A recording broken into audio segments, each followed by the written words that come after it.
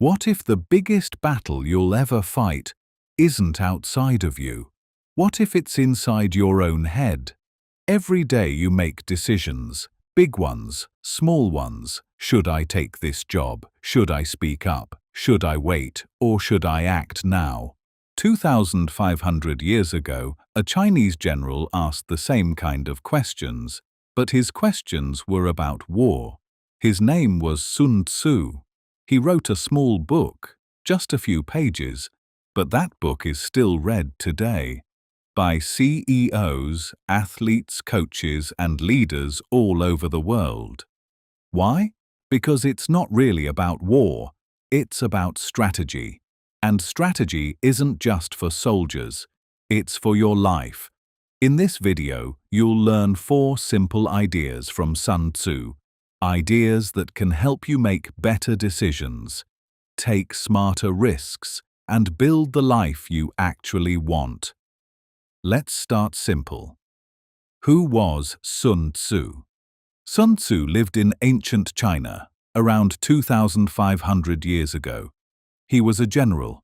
That means he led soldiers into battle. He also wrote a book. The book is called The Art of War. It's short. It's only 13 chapters. But people are still reading it today. Here's something interesting. Historians aren't even sure Sun Tzu was one real person. Some think the book was written by many people over many years. But the ideas inside it, those are very, very real. And they still work today, in business, in sports, and in everyday life. Now let me tell you the most famous story about Sun Tzu. It shows exactly why people still respect him. A king named Heilu heard about Sun Tzu's ideas. He was curious. So he gave Sun Tzu a strange test. He said, "Prove it. Take my 180 palace concubines and turn them into soldiers." Sun Tzu agreed. He divided the women into 2 groups. He gave the king's 2 favorite women the job of leading each group. Then he gave a simple command: turn right. The women laughed. They did not move. Sun Tzu didn't get angry. He stayed calm. He said, "If my commands were not clear, that is my mistake." So he explained the command again. Then he gave the order a second time. The women laughed again. This time, Sun Tzu said something different. He said, "If my commands are clear, and still my soldiers do not obey, that is not my mistake. That is theirs." Then he ordered his men to execute the 2 group leaders, the king's own favorites. The king was shocked. He tried to stop it, but Sun Tzu didn't stop. After that, every woman in the group followed every command perfectly, in complete silence, no laughing, no hesitation. The king was impressed, and he made Sun Tzu a general in his army. Now this story might sound extreme to us today, but it teaches something important. A plan is only as strong as the discipline behind it. Clear instructions and real consequences are what actually get results. And that idea, that success starts with preparation and discipline, not luck, is exactly where our first lesson begins. Lesson 1. Win before you fight. Our first lesson starts with one of the most famous lines Sun Tzu ever wrote. He said, "The supreme art of war is to subdue the enemy without fighting." Let's slow down on that word, subdue. Remember, we learned this one already. To subdue means to bring something under control, often without a big fight. So Sun Tzu is saying something surprising here. He's saying the best kind of victory isn't a big, dramatic battle. The best kind of victory is one where you never had to fight at all. Think about that for a second. We usually think winning means beating someone in a fight, but Sun Tzu is saying Real skill means you never needed the fight in the first place. Here's another line from Sun Tzu that explains how that actually works. He said, "Victorious warriors win first and then go to war, while defeated warriors go to war first and then seek to win." Let's break this sentence down together because the grammar here is actually pretty simple, and it helps the meaning too. Notice the order of events. Victorious warriors, meaning the ones who succeed, they win first, then they go to war. But defeated warriors, the ones who fail, they go to war first, and only after that they try to find a way to win. Do you see the difference? It's the order. One person prepares completely before they act. The other person acts first and then hopes to figure it out. Now let's bring this into real life because this is where it gets useful. Think about a job interview. Some people walk in with almost no preparation. They didn't research the company. They didn't practice their answers. They're hoping the right words will just come to them in the moment. That's going to war first and then trying to win. But someone else, before the interview even starts, they've researched the company. They've practiced answering hard questions out loud.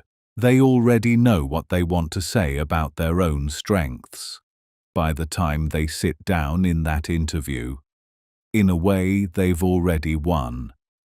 The interview itself is almost just a formality. Same thing with a difficult conversation. Maybe you need to ask your boss for a raise. Or maybe you need to talk to your partner about something that's been bothering you. If you walk in with no plan, you're just reacting in the moment. And that's stressful and it usually doesn't go well. But if you think it through beforehand, what do I actually want to say? What might they say back? How do I want to respond to that? You walk into that conversation already prepared. Already, in Sun Tzu's words, victorious. So here's the takeaway from Lesson 1. Don't wait until you're in the difficult moment to start thinking. Do your thinking and your preparing before you ever walk through that door. But preparation alone isn't enough. You also need to understand something else, yourself and the situation you're actually walking into. And that's exactly what Sun Tzu teaches us next. Lesson 2. Know yourself, know your situation. In Lesson 1, we learned that preparation comes before action. But preparation for what exactly? Sun Tzu has an answer for that too, and it's probably his most famous quote of all. He wrote, "If you know the enemy and know yourself, you need not fear the result of 100 battles. If you know yourself but not the enemy, for every victory gained, you will also suffer a defeat. If you know neither the enemy nor yourself, you will succumb in every battle." That's a long sentence, so let's slow down and take it one piece at a time. Actually, notice something. It's really 3 sentences in one pattern. Let's look at each one. First, if you know the enemy and know yourself, you need not fear the result of 100 battles. This means, if you understand your opponent and you understand yourself, you can face any challenge with confidence. You don't need to be afraid. Second, if you know yourself but not the enemy, for every victory gained you will also suffer a defeat. This means, if you only understand yourself but you don't understand the situation you're in, you'll have some wins and some losses. It's 50-50. Third, if you know neither the enemy nor yourself, you will succumb in every battle. Here's our new word, succumb. To succumb means to give in or to be defeated. So this sentence means, if you understand neither yourself nor your situation, you will lose every single time. So there are 3 levels here. Know both, and you're safe. Know only yourself, and it's a coin flip. Know neither, and you lose completely. Now, here's an important word we need to talk about. Enemy. In Sun Tzu's time, this literally meant an opposing army. But in your life, you don't have an army trying to defeat you. So what does the enemy mean for you? Think of it as your situation, your competition, the challenge in front of you.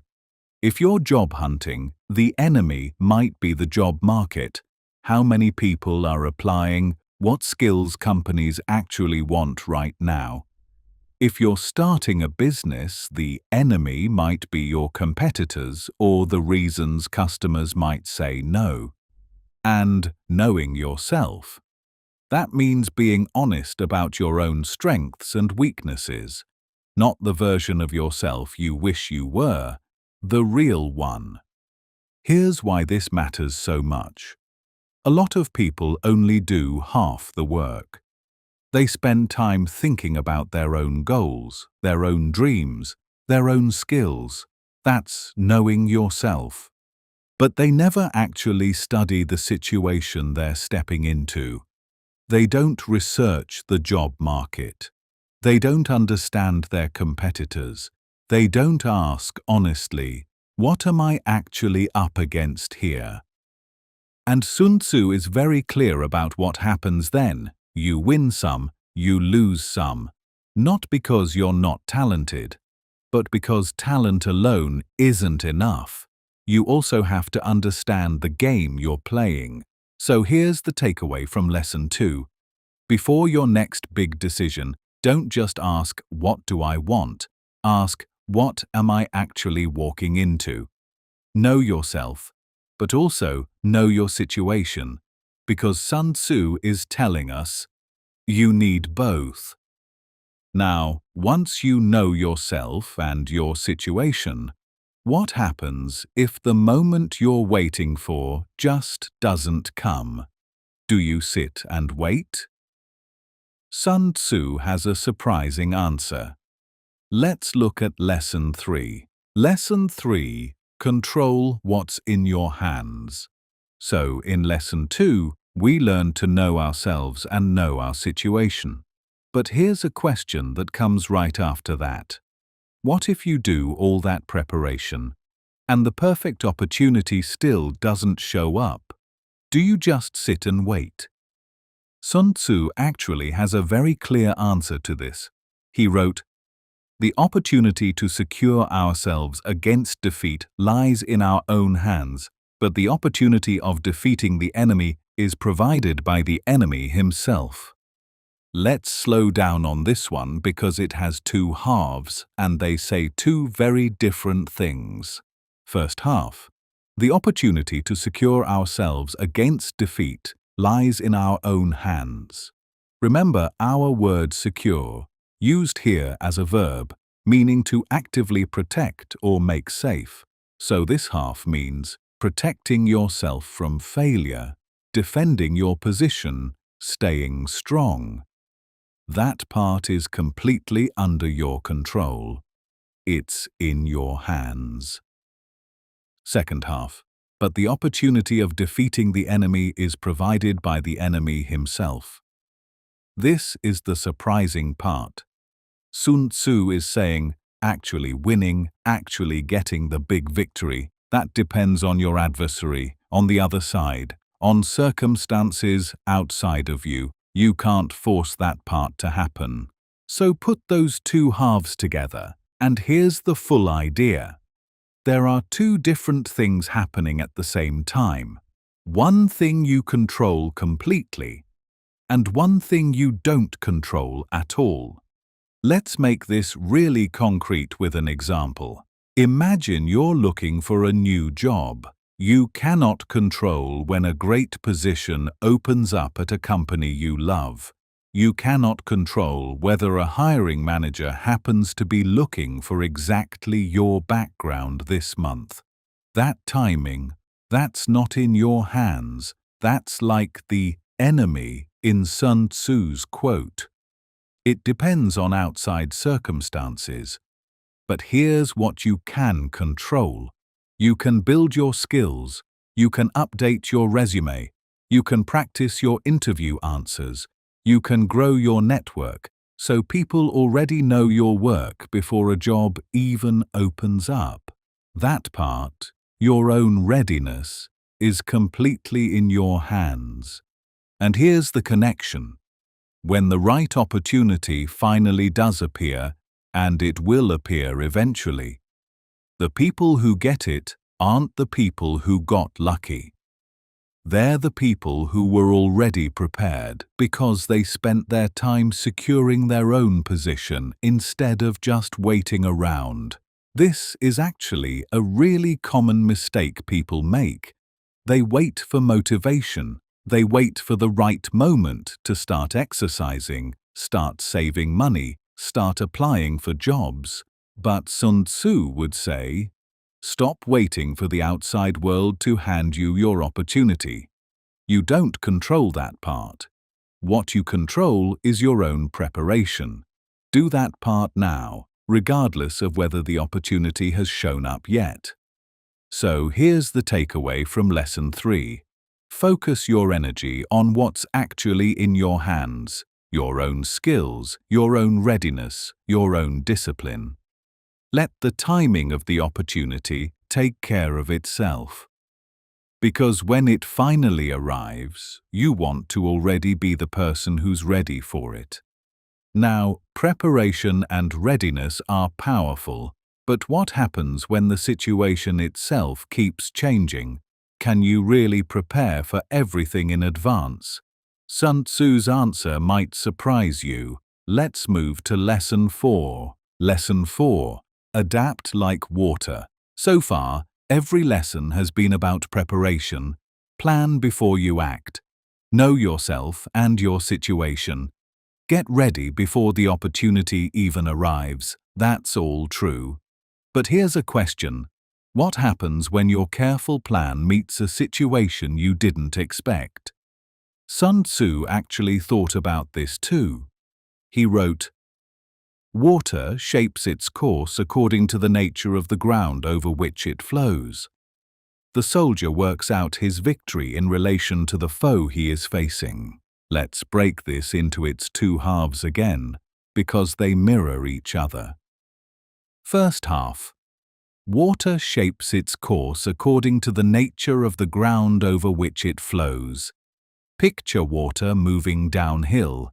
It doesn't push straight through a rock. It doesn't stop and refuse to move because the ground isn't what it expected. It simply flows around whatever is in front of it and finds a new path. The shape of the water changes completely depending on the ground. Second half. The soldier works out his victory in relation to the foe he is facing. Sun Tzu is saying, a good soldier does the exact same thing. He doesn't use the same fixed strategy every single time. He shapes his strategy around whoever or whatever he's actually facing right now. This is our word for today. Adapt. To adapt means to change your approach when the situation changes. And notice, this isn't the opposite of preparation. It's actually the next skill after it. You still prepare, you still plan, but you hold that plan loosely enough to change it the moment reality looks different than you expected. Let's bring this into real life because I think a lot of us get this wrong. Imagine someone makes a 5-year plan for their career. Maybe it's very detailed. This job, then that promotion, then this next step. But then something changes. Maybe their entire industry shifts. Maybe a new technology makes their old plan irrelevant. Some people keep pushing forward with the original plan anyway, just because it's the plan. That's like water refusing to flow around a rock. It just stays stuck, hitting the same wall over and over. But someone who thinks like water does something different. They keep the same goal, a stable, meaningful career, for example. But they let the path change completely if the situation demands it. Maybe that means learning a new skill nobody expected them to need. Maybe it means moving into a completely different role. The destination stays the same. The route adapts. Same thing in relationships. You might walk into a conversation with a plan for exactly what you want to say, but if the other person reacts in a way you didn't expect, you don't rigidly stick to your script. You adapt, based on what's actually happening in front of you, not what you imagined would happen. So here's the takeaway from Lesson 4. Prepare fully, yes, but don't fall in love with your plan. Fall in love with your goal instead. And let your strategy flow around whatever ground you actually meet, the way water does. And that brings us to all 4 lessons working together. Let's bring them back and make sure they really stick. Recap plus vocabulary review. Okay, we covered a lot today. Let's bring it all together in simple sentences. Lesson 1. Win before you fight. Prepare completely before you ever act. Lesson 2. Know yourself and know your situation. Understanding your own strengths isn't enough. You also have to understand what you're actually up against. Lesson 3. Control what's in your hands. You can't control when the right opportunity appears, but you can always control your own preparation. And Lesson 4. Adapt like water. Hold on to your goal, but let your plan change when the situation changes. Now, let's review our 5 words, and this time, let's actually use them the way you would in a real sentence. Adversary. Before the negotiation, she spent an hour thinking about what her adversary actually wanted. You see, adversary here doesn't mean an enemy in a war, it just means the other side. The person you're negotiating with. Subdue. He didn't need to raise his voice in the meeting. He subdued the whole room just by staying calm and confident. Subdue means to bring something under control, without a big fight. Succumb. A lot of small businesses succumb to their competition simply because they never studied the market. Succumb means to give in, or to be defeated. Secure. Instead of worrying about getting the promotion, she focused on securing her own skills first. Remember, secure here is a verb. It means to actively protect, or to make something stronger. Adapt. When his industry changed completely, he didn't panic. He just adapted his plan and kept the same goal. Adapt means to change your approach when the situation changes. Adversary, subdue, succumb, secure, adapt. 5 words, 4 lessons. One very old book that still has a lot to teach us. So here's my question for you. Out of these 4 lessons, win before you fight, know yourself and your situation, control what's in your hands, or adapt like water, which one do you need most right now? Write your answer in the comments below. And here's a tip. This is also great English writing practice. You don't need a perfect sentence. Just try something like, I need lesson 3 because I always wait for the perfect moment. If this video helped you, hit like and subscribe for more lessons like this one. Thanks for watching. I'll see you in the next video.